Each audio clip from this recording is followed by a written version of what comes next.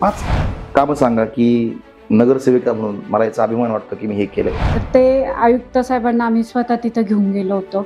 आयुक्त साहेबांना तिथून चालायला लावलं होतं.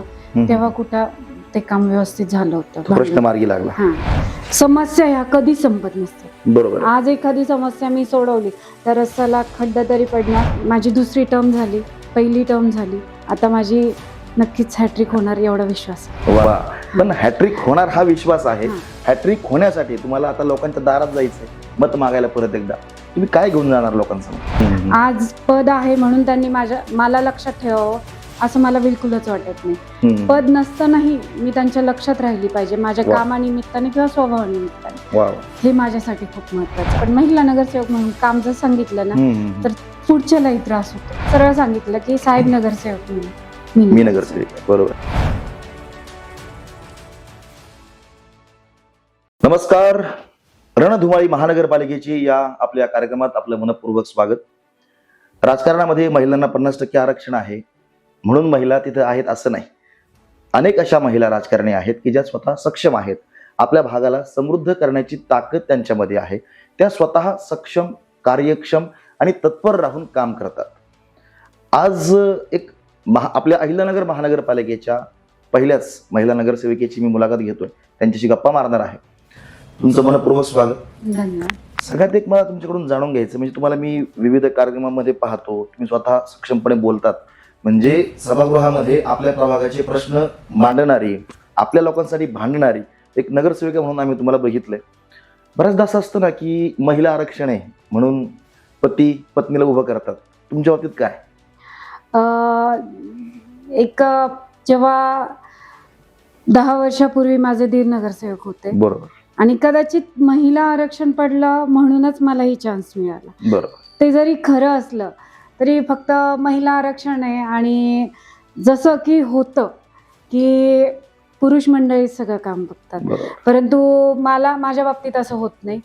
घरून असं सांगणं असतं माझ्या मिस्टरांचं की चान्स मिळालाय तर अनुभव घेऊन बघ, शिकून बघ, आणि त्याच्यामुळेच कदाचित मी बाहेर जाऊन काम चांगल्या प्रकारे करू शकते.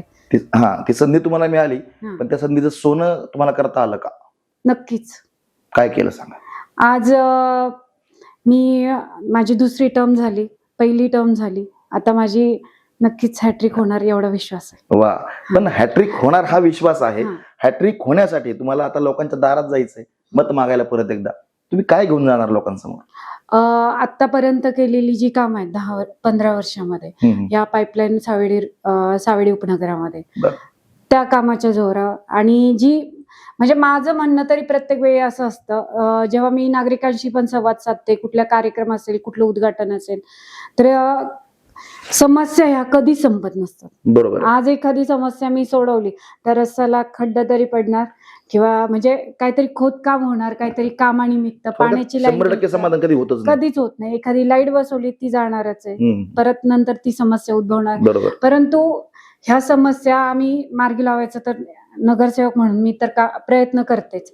परंतु ह्या समस्या सोडवताना आपण नागरिकांशी कसे संबंध जोपासतो, बरोबर, हे माझ्यासाठी महत्वाचं आहे. आज पद आहे म्हणून त्यांनी मला लक्षात ठेवावं असं मला बिलकुलच वाटत नाही. पद नसतानाही मी त्यांच्या लक्षात राहिली पाहिजे माझ्या कामानिमित्ताने किंवा स्वभावानिमित्ताने.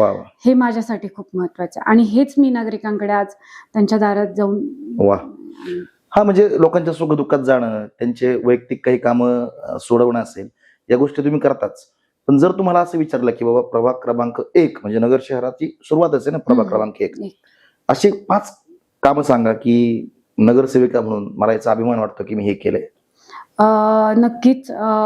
प्रभागातली सगळे रस्ते जे आहेत तर ते सिमेंट कॉन्क्रीटचे केलेले आहेत. ते करत असताना आम्ही ते इंटरनल कामं झाली पाहिजेत आधी. त्यामध्ये फेज 2 ची लाईन असेल किंवा ड्रेनेज लाईन असेल, ही कामं आधी झाली पाहिजे. याला प्रायोरिटीने लक्ष दिलेलं आहे. ही कामं झालेली आहेत. ओपन प्लेस सुशोभीकरण, कुठे मंदिरं असतील तिथलेही सभा मंडप म्हणा किंवा ते मंदिराच्या आजूबाजूचा परिसर सुशोभीकरण, याकडेही भर दिलेला आहे. आणि हे सगळं करत असताना महिलांसाठी काही सांस्कृतिक कार्यक्रम ठेवणं, महिलांच्या उपयोगी आरोग्य शिबिर ठेवणं किंवा महिलांना जे छोटे मोठे उद्योग असतात जे घरात बसून त्या करू शकतात, हम्म. ते जर त्यांना आवश्यकता असेल तर ते त्यांच्यापर्यंत पोहोचवणं अशी कामे आम्ही केलेली आहेत. आणि खरंच चांगली कामं झालेली आहेत, त्याच्यामुळे नक्कीच विश्वास आहे.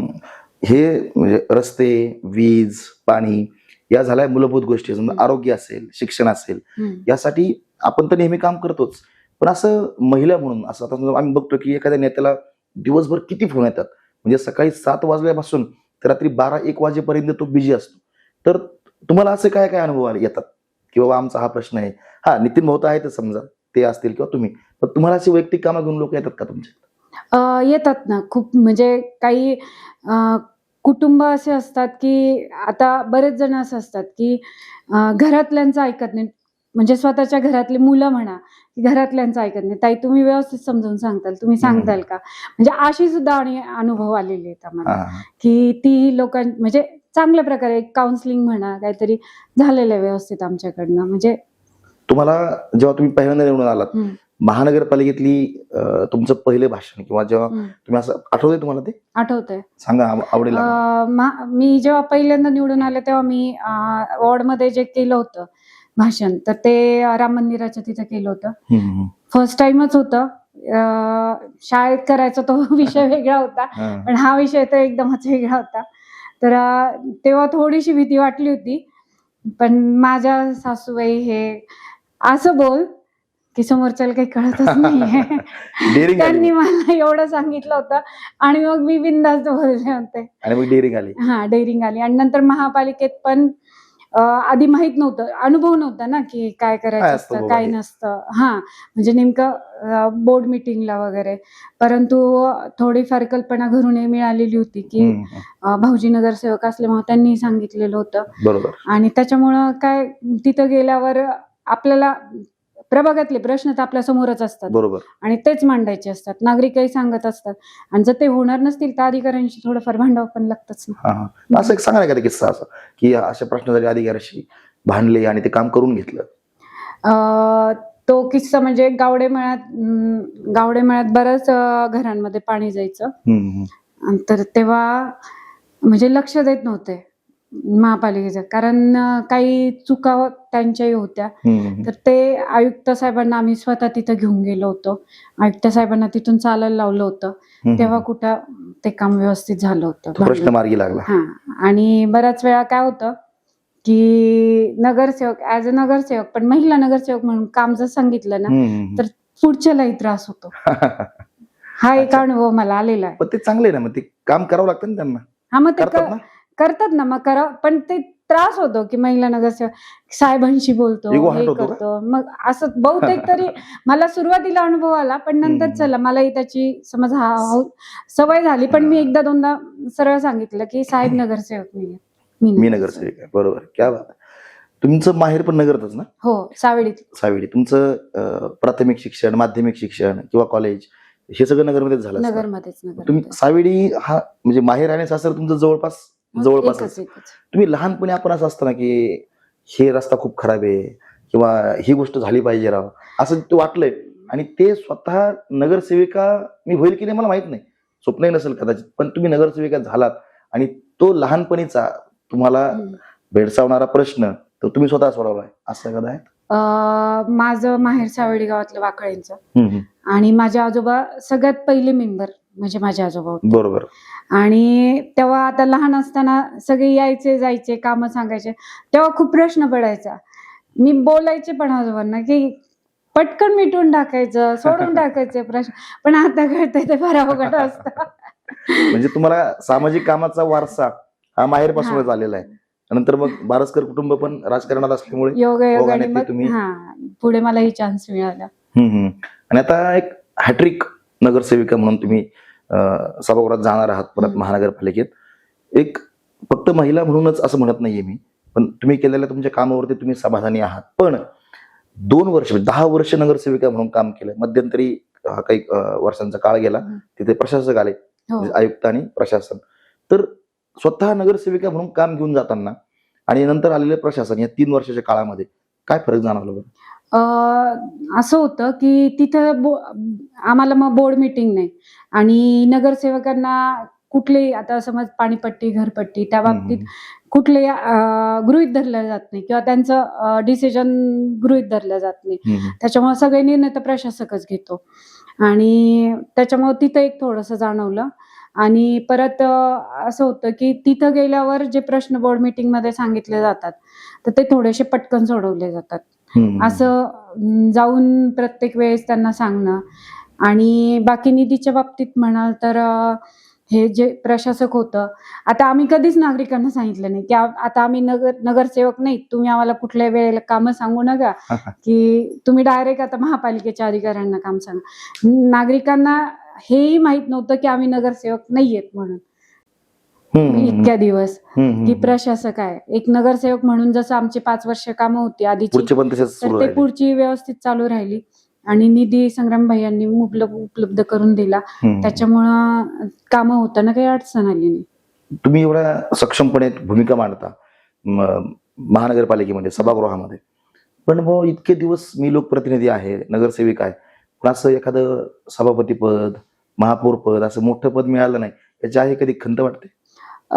वाटते बरं का. कधी कधी जेव्हा आपण कधी वाटतं की कॅपेबल आहोत, करू शकतो. पण आता कसं असतं, थोडासा अनुभव कदाचित कमी पडत असेल, काही अजून थोडासा अनुभव आल्याच्या नंतर कदाचित त्या पदावरही नक्कीच विराजमान होणार. वा वा, हा त्यांना आत्मविश्वासही आहे आणि त्यांचं ते स्वप्न आहे. आणि स्वप्न का बघू नये आपण स्वप्न पाहिलं पाहिजे. पुढे जाण्याचं स्वप्न प्रत्येकानेच पाहिलं पाहिजे. बरोबर आहे. तुम्हाला माहेर पासून किंवा तुमच्या कुटुंबाला एक आध्यात्मिक कामाचा वारसा आहे. म्हणजे मी ऐकलं नाहीये, मी स्वतः बघितलंय की तुमच्याकडे दिंडी येते दरवर्षी. तर हे सगळं कुठून आलं आणि हे धार्मिक आध्यात्मिक कार्याबद्दल तुमच्या सांगा जरा. तर आमचे सासरे कैलासवासी नानासाहेब बारसकर, म्हणजे यांना दिंडी किंवा आमचं घर हायवेला असल्यामुळं काय व्हायचं की दिंडी जाताना सगळ्या घरासमोरून जायच्या. ते असं विचार नव्हते करत की किती दिंड्या काय, ते प्रत्येक दिंडी वळवायचे, चहा नाश्ता काय हवं नको, पाण्याची बॉटल, हे सगळं ते पाहायचे. आणि श्री क्षेत्र सरलाबेटची रामगिरी महाराजांची दिंडी ही आपल्याकडे आमच्याकडे म्हणजे मुक्कामी नसते, दुपारचं जेवणासाठी आमच्याकडे येते. ती काही काळ विश्रांती करतात सगळे, महाराज प्रवचनही करतात आणि मग ती पुढे प्रस्थान होते. पण गेली 35 ते 40 वर्ष ती सरलाबेटची दिंडी आमच्याकडे नित्यनेमाने चालू आहे. फक्त काही कोविडचा काळ लोटला तर दिंडी दरवर्षी चालू आहे. आणि त्या व्यतिरिक्त म्हणाल तर भागवत कथा, त्याचा 7 दिवस आपण भागवत कथेचा कार्यक्रम घेतला होता. तसेच कुठलेही जे धार्मिक कार्यक्रम असतात किंवा आध्यात्मिक कार्यक्रम असतात तर तिथं फुल न फुलाची पाकळी आपला सहभाग असतोच.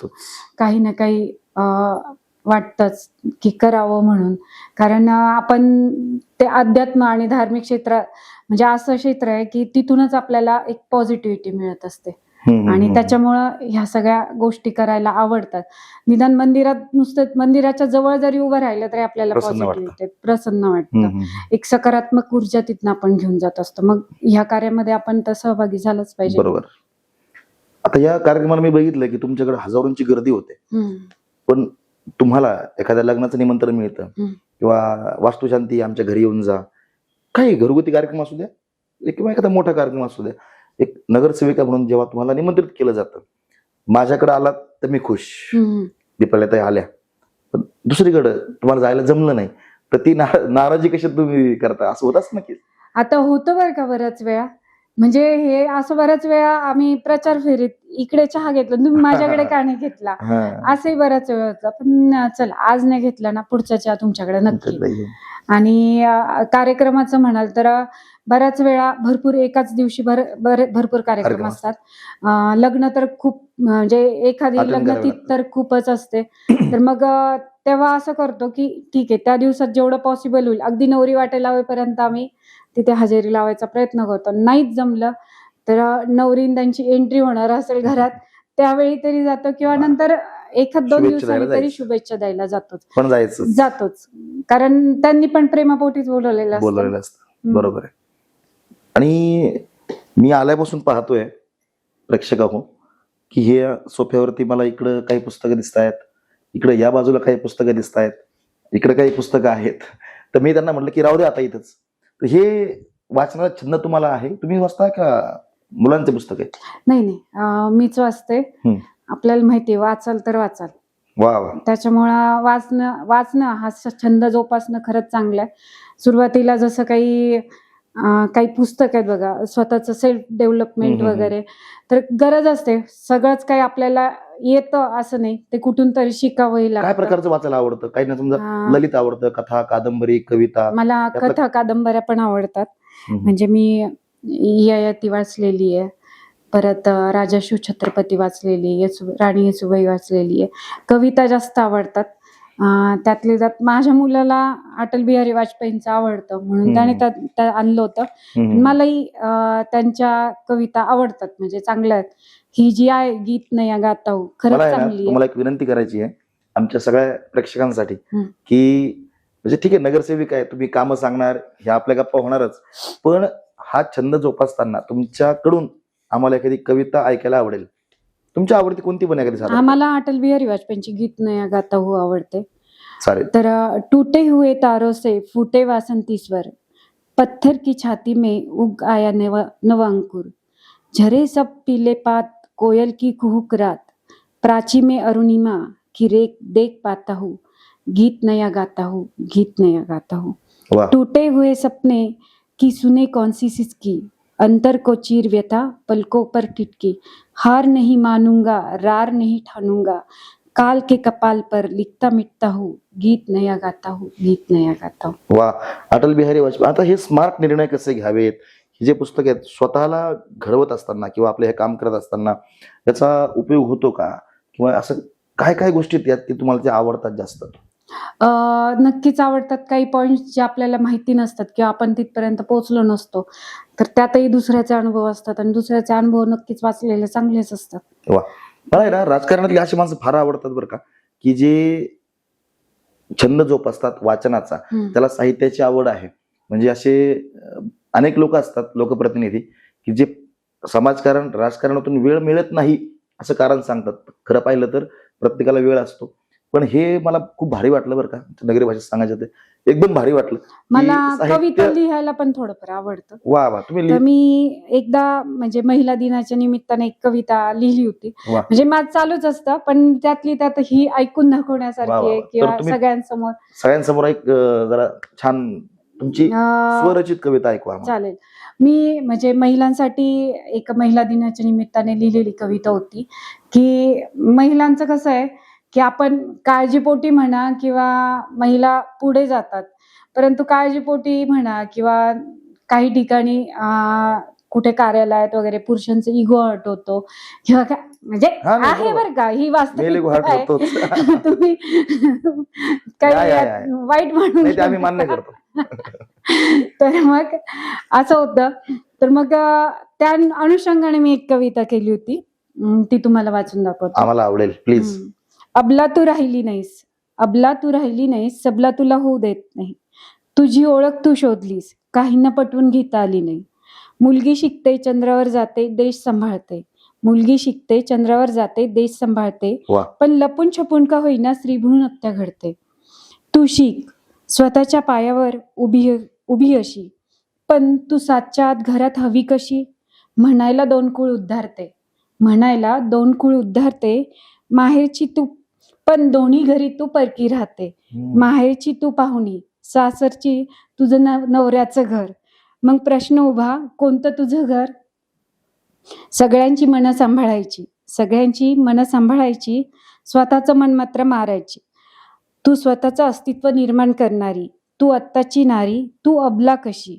जिजाऊ अहिल्या येसूबाई, झाशीची राणी तुझे आदर्श, तरी स्वरक्षणास दुसऱ्याची गरज कशी. कोणी काही म्हणू, कोणी काही म्हणू, तू तुझे अधिकार जपायचे, कोणी काही म्हणू, तू तुझे अधिकार जपायचे, स्वतःचे रक्षण स्वतः करायचे. अर्धवट आधुनिक विचारांच्या या जगात, अर्धवट आधुनिक विचारांच्या या जगात तू तुझे नवीन अस्तित्व निर्माण करायचे, तू तुझे नवीन अस्तित्व निर्माण करायचे. क्या बात. म्हणजे आज नगरसेविका दीपाली बारसकर फक्त नगरसेविका म्हणून, पण आज एक उत्तम कवयित्री, आणि ती पण एक संवेदनशील मनाची कवयित्री आज आम्हाला दिसली. नाही, बऱ्याच किती वेळा भारी असं ना. होतं ना की ठीक आहे कर तू काम, पण हे लिमिट मध्ये, प्रत्येक वेळेस लिमिट दाखवल्या जातं असं बऱ्याच वेळा मी बाहेर काम करताना मला आजूबाजूला जाणवतं. जाणवलं. म्हणजे सभागृहातही बऱ्याच वेळा असं होतं की बोर्ड मिटिंगला महिला नगरसेविका हजर नसतात, त्याचंही वाईट वाटतं. मग तेव्हा एकदा महिला दिनाच्या निमित्ताने सुचली. म्हणूनच मुलाखतीची सुरुवातच तशी केली की तुम्ही फक्त महिला म्हणूनच हे नाहीत, म्हणजे पती नाहीत किंवा काहींचे वडील आहेत बाबा, ते स्वतः तिथे जाऊन ती फक्त सहीची मालकीन बिचारी, खुर्चीपुरती मर्यादित असं न राहता तुम्ही सक्षमपणे ते करताय. आणि या कवितेतून तुम्ही ते महिला शक्तीची जे काही अडचण आहे, समस्या आहे, त्या तर मांडल्यातच, पण तुम्ही या नारीला, म्हणजे ती मुलगी असेल किंवा वयोवृद्ध महिला असेल, या सगळा प्रवास जो आहे महिलेचा, त्या सगळ्या महिलांना तुम्ही सक्षमपणे उभं राहा बाई तू हे सांगितलंय. त्याबद्दल खरंच तुमचं कौतुक आणि अभिनंदन केलं पाहिजे. काय होतं, आता आपण बऱ्याच वेळा मुलींना बाहेर हॉस्टेलवर ठेवतो, हे करतो, पण आई वडिलांना एक काळजी राहते की ती सुरक्षित आहे का बरोबर आजच्या या जगामध्ये. तर बऱ्याच वेळा असं होतं. तर मला एवढंच आई वडिलांना सांगायचंय की आपली मुलगी सुरक्षित राहण्यासाठी किंवा इतरांची, आपल्या मुलांना चांगले संस्कार दिले पाहिजे, बरोबर, की जेणेकरून सगळ्यांच्या बहिणी ह्या सुरक्षित राहतील. आणि आपल्या मुलीने स्वतःचं रक्षण स्वतः करावं यासाठी स्वरक्षणाचे धडे दिले. मुलींना तुम्ही 7च्या आत घरी बोलावता, मुलांना बोलवता का? मग तेच सांगते ना, आपल्या मुलांना चांगले संस्कार दिले पाहिजेत की दुसऱ्याची मुलगी पण सुरक्षित. बरोबर आहे. ते आणि कसं आहे की मुलींना सांगितलं पाहिजे. आता आपण खूप म्हणतो, आपण जिजाऊ जयंती करतो, अहिल्यादेवी, सावित्रीबाईंची करतो, तर त्यांचं कर्तृत्व खूप मोठं होतं आणि त्याच आपला आदर्श आहे. बरोबर. त्यांनी आपल्याला संस्कृती रक्षणासाठी खांद्यावर पदर, डोक्यावर पदर घ्यायला शिकवलंय, तर तो स्वरक्षणासाठी खोचायला पण शिकवलं ना. एवढं मुलींनी लक्षात ठेवलं पाहिजे. क्या बात आहे. म्हणजे खरंच एक समृद्ध विचार तुमच्याकडून आज ऐकायला मिळाले, आणि ही खूप आनंदाची गोष्ट आहे मला असं वाटतंय. म्हणजे मी आता एखाद्या नगरसेवकाशी बोलत नाही, असं वाटतंय की एक खरंच गरजेचं आहे बरं का, हे लोकांना सांगणं गरजेचं आहे आणि हे विचार लोकांपर्यंत जाणं महत्वाचं आहे. तर मला वाटतं इथून पुढच्या काळातही तुम्हाला असंच यश मिळत राहो, आणि तुमच्यासारखी अभ्यासू, तुमच्यासारखी आत्मविश्वासाने प्रश्न मांडू शकणारी लोकप्रतिनिधी तिथं आम्हाला पाहिजे. नक्कीच तुम्हाला शुभेच्छा आमच्या आहेतच. वाचनाचा हा छंद आहे, आणि हे जे तुम्ही सगळं बोलताय ना, हे इथून येतं बरं का. हो, मग तुम्हाला त्यामुळे हे सगळं इथून आलंय, ते तुमच्या इथं आहे सगळं. अजून काय काय वैयक्तिक छंद जोपासता का? हे काम करताना छंद जोपासता येतात का? गायन असेल किंवा तुम्हाला भटकंती करायला आवडते का? येतं सगळं. म्हणजे मला असं वाटतं, आपण आपल्या वेळेचं नियोजन व्यवस्थित केलं ना, तर सगळ्या गोष्टी होतात. बरोबर. त्यात मला कुकिंग आवडतं. मला सगळे म्हणतात की स्वयंपाकासाठी एखादी बाई लाव, पण मी कधीच आतापर्यंत माझ्या कारण आपण म्हणतो की आपण जे संस्कारांना देतो, शिजवतो, तसं ते मुलांना म्हणा किंवा घरच्यांना, तर मग ते स्वतः आपण केलेलं कधी पण उत्तम आहे. आणि कुकिंगची आवड आहे. फिरायला खरंच खूप आवडतं. आम्ही फॅमिली बरोबर तर जातोच प्रत्येक वेळेस.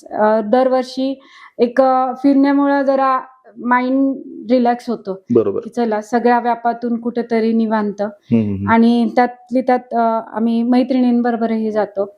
माझ्या मागच्या वेळेस उत्तराखंडचा, मी एका वर्षात 2दा उत्तराखंडला गेली. अरे बापरे. तर तो अनुभव खूप छान होता. एवढं आवडलं की परत म्हणजे परत मे मध्ये जाण्याची इच्छा आहे. काय घेऊन आलात बरं जाऊन असं? आपण ठीक आहे, माइंड रिलॅक्स होतं आपलं, किंवा आपल्याला एक छान काहीतरी बदल मिळतो, वातावरण बदलतं, ते आपण छान पॉझिटिव्ह तिकडून घेऊन सगळं इकडे येतो. पण असं काय राजकारणासाठी काय घेऊन आलात का तिकडून? एखाद्या असं आवडलेलं ठिकाण, आवडलेली गोष्ट, आवडलेल्या व्यक्ती? राजकारणासाठी म्हणाल तर फिरायला गेल्यावर जास्त तो विषय बाजूला राहतो.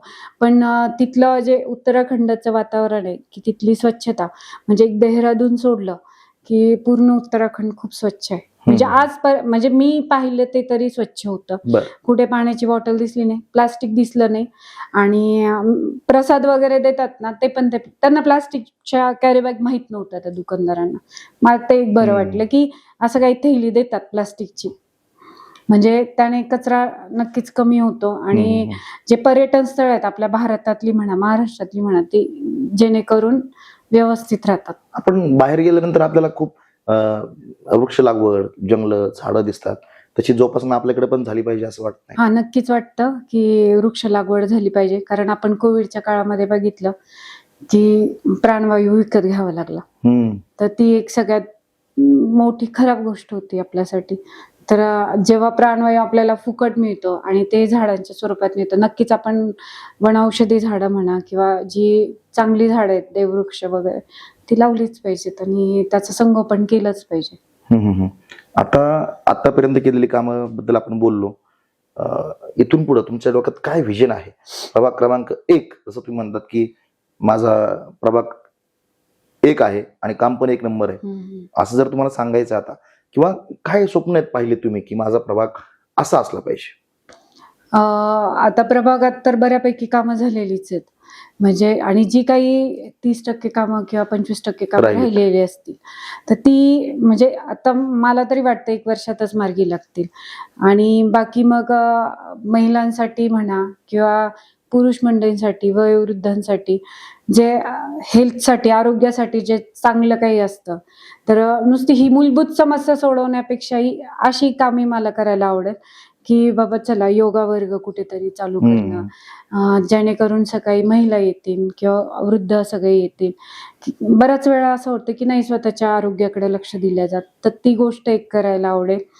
तसंच जे प्रायोरिटीने ज्या कार्यक्रमांमध्ये फक्त पुरुष मंडळीच सहभाग घेतात, तर तिथं कुठेतरी माझी खूप दिवसाची इच्छा आहे की एखादं मंडळ तरी फक्त लीडचं असावं. म्हणजे खरंच असं मला खूप मनापासून वाटतं की तिथं फक्त महिलांनी सगळं, आता बऱ्यापैकी तो अवेअरनेस आलेला आहे, नवरात्रात वगैरे महिला करतात, परंतु मलाही असं वाटतं की एखादी फक्त महिलांनीच पुढे येऊन असं जिजाऊ जयंती वगैरे असं चांगल्या काही गोष्टी महिलांनी कराव्यात. आणि खरंच महिलांना माझं एक सांगणं राहील की ह्या धावपळीच्या जीवनामध्ये आपण आपल्या कुटुंबाकडे लक्ष देतो, कुटुंब कुठे आजारी, कुटुंबातली कुठलीही व्यक्ती आजारी नाही पडो याकडे लक्ष देतो, परंतु स्वतःच्या आरोग्याकडे एक स्वतःच्यासाठी 24 तासातला 1 तास तरी महिलांनी दिला पाहिजे की जेणेकरून आपण आजारी नाही पडू, आपलं आरोग्य व्यवस्थित राहील.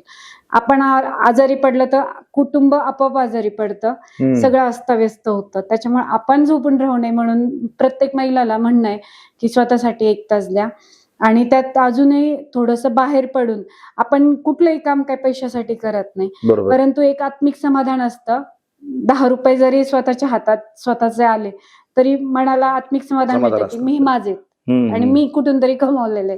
त्या समाधानासाठी का होईना कुठेतरी छोटासा काही ना काही गृह उद्योग म्हणा किंवा एखादं घर बसल्या काहीतरी तुम्ही केलं पाहिजे. बचत गटाच्या माध्यमात आज प्रत्येक कॉलनीमध्ये बचत गट आहेत. माझेही बरेच बचत गट आहेत, लेखनगर साईडला, ढवणस्ती साईडला, आमचे ह्या ज्ञानेश्वर नगरमध्ये.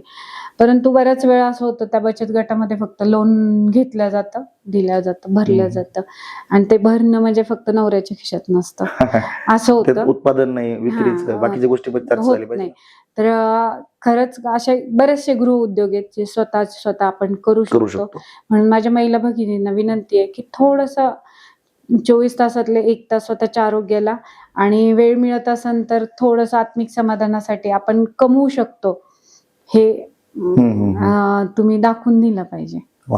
तुम्ही जसं म्हणलात की महिलांचं आरोग्य म्हणजे योग एखादा क्लास सुरू करता आला म्हणजे मोफत असेल सगळ्यांसाठी, ज्येष्ठांसाठी विरंगुळा मैदानासारखी गोष्ट असेल की तिथे बसतील, संध्याकाळी गप्पा मारतील.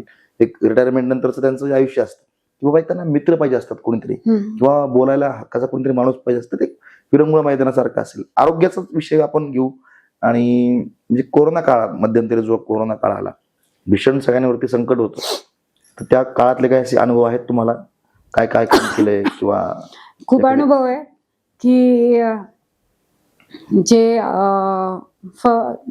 औषध फवारणी वगैरे होती तर ती माझ्या धीरांदांनी स्वतः केलेली आहे. आमच्या शेतातले ट्रॅक्टर आणून ते फवारणी वगैरे, जे शेतात फवारणी करतो ते ट्रॅक्टर वगैरे ते आणून स्वतः फवारणी केलेली. तसंच आता माझे मिस्टर, त्यांना आपण किती घरात बसवलं आणि त्या घरामध्ये ते काय बसत नव्हते. कोविडचं पेशंट जर ॲम्ब्युलन्समध्ये बसत नसेल तर ते स्वतः जायचे, आणि बसवायची. मला भीती वाटायची. मी त्या सिस्टरला वगैरे फोन करून सांगेल त्यांना थोडंसं लांब थांबायला लावा, त्यांना म्हणजे शुगर आहे त्याच्यामुळं, पण त्यांनी काय ऐकलं नाही ते स्वतः. पण बऱ्याच वेळा असं झालं की ठीक आहे की एखाद्या नागरिकाचा, पेशंटचा फोन यायचा की बेडसाठी, तेव्हा तर वाईट वाटायचं. पण सगळ्यात वाईट जेव्हा वाटलं की स्मशानभूमीत जागा भेटत नाहीये, तिथं नंबर लागेल का. मला त्याचं सगळ्यात जास्त त्या काळामध्ये वाईट वाटलं होतं की तिथं आम्हाला नंबर लावून देतं का. म्हणजे असं कधी वाटलं नव्हतं की हे काम करायची वेळ येईल म्हणून. असे एखादा आठवणीतला एखादा प्रसंग त्या काळातला आठवणीतला प्रसंग हेच की एक काका आहेत सिमला कॉलनीतले, तर ते जवळपास 70-80 वयाचे होते. सगळ्यात पहिले कोविड त्यांना झाला होता. ते कसेच जायला तयार नव्हते. यांनी त्यांना जाऊन बसवलं, त्यांच्या बरोबर ॲम्ब्युलन्समध्ये बसवलं त्यांना सरकारी हॉस्पिटलमध्ये. कुणालाच वाटत नव्हतं की ते येतील म्हणून परत व्यवस्थित होऊन. पण चला चांगल्या यांनी देवाच्या कृपेने ते आले. पण जेव्हा कोविड संपला आम्हाला ते भेटले, तर त्यांनी अक्षरशः सांगितलं की हे आयुष्य तुमची देण आहे म्हणून. म्हणजे हे आशीर्वाद पण खूप महत्वाचे असतात. आणि खरंच म्हणजे एखाद्या पुरस्कारापेक्षा पण हे नाही, ते खूप हे मोठं खूप समाधान आहे की आपल्यामुळे कोणीतरी वाचलाय जीव, याचं श्रेय आपण न घेता ते स्वतः येऊन भेटतात आणि ते म्हणतात की आज मी जिवंत आहे, तुमच्यामुळे जिवंत आहे. महिला सक्षमीकरणाबद्दल बोललो, वृद्धांसाठी विरंगुळा बद्दल बोललो, आरोग्य संदर्भात आपण बोललो. सगळ्यात महत्वाचं म्हणजे माणसाला घडवतं ते म्हणजे शिक्षण. असं म्हणतो ना की आपल्याला जर समृद्ध व्हायचं असेल तर एकच पर्याय आपल्याकडे आहे, तो म्हणजे शिक्षण. मला सांगा, आपल्या प्रभागामध्ये महानगरपालिकेची शाळा आहे का, किंवा तुमच्या डोक्यात काय आहे की बाबा माझ्या प्रभागात असं एखादा मला उपक्रम उभा करायचा आहे, असं काहीतरी उभं करायचंय की जे इथून पुढच्या अनेक पिढ्यांना कामा येईल? खरंच आहे की शिक्षण हे आयुष्यात, शिक्षणानेच माणूस घडतो. बरोबर. शिकलेला व्यक्ती हा कुठेही उठून दिसतो. बरोबर. म्हणजे किती तुम्ही मॉप मध्ये असं, पण जो शिकलेला असतो तो बोलला की कळतं की हा शिकलेला आहे. म्हणजे बऱ्याच वेळा असं होतं, मला तरी वाटतं की आपण अन्नदान श्रेष्ठदान म्हणतो, परंतु अन्नदानाने एका वेळेचं पोट भरत, पण जे ज्ञानदानाचं काम होत असतं तर त्याने आयुष्यभराचं कल्याण होतं. त्याच्यामुळं ज्ञानदानाचं काम हे माझ्यासाठी, मला खरंच चांगलं. आणि महापालिकेच्या आपल्या या सावेडी उपनगरामध्ये खरंच शाळा नाहीये. जर महापालिकेच्या थ्रू जर आपल्या या सावेडी उपनगरामध्ये एखादी चांगली शाळा जर झाली की ज्या आपण म्हणतो की CBSE किंवा कॉन्व्हेंट स्कूल, तिथं खूप चांगलं शिक्षण दिलं जातं, डिजिटल क्लासरूम असतात, वेगवेगळे सेक्शन घेतले जातात, काउन्सिलिंग केलं जातं मुलांचं, परंतु तिथं जेवढ्या सुविधा जास्त असतात तिथं फीस पण तेवढ्या मोठ्या असतात. मग ते सगळ्यांनाच होत नाही शक्य. आता ह्या माझ्या पाईपलाईन रोड प्रभाग क्रमांक 1 मध्ये सर्वसामान्य नागरिक जास्त आहेत, कंपनी कामगार म्हणा किंवा हातावरचे पोट असलेले, अशी जास्त कुटुंब आहेत. तर मग त्यांच्या मुलांनी कुठे शिकायचं, तर नक्कीच महापालिकेने एक महापालिकेची माझ्याच कार्यकाळामध्ये जर एक चांगली शाळा मी सावेडी उपनगरामध्ये सुरू करू शकले तर हे खरंच खूप चांगली गोष्ट राहील की सर्वसामान्यांची मुलं ही कमी फी मध्ये त्या शाळेमध्ये शिकतील आणि उत्तम प्रकारच्या दर्जाचं शिक्षण तिथं त्यांना मिळेल जाईल. म्हणजे फक्त काहीतरी प्रति इमारत उभी केली नाही, ते महत्त्वाचं नाही. चांगले शिक्षक उत्तम दर्जाचं दिलं जाईल, तिथं चांगले घडवले जातील, संस्कार चांगले दिले जातील मुलांना. कारण आपण आजच्या काळात बघतो शिक्षणाबरोबर संस्कारांचाही जोड झाला पाहिजे, तरच माणूस चांगलं म्हणून उभा राहू शकतो. वा, तर आज आपण सविस्तर गप्पा मारल्या. शेवटी जाताना परत साहित्याकडे येऊ. शेवट मुलाखतीचा तुम्ही करावा.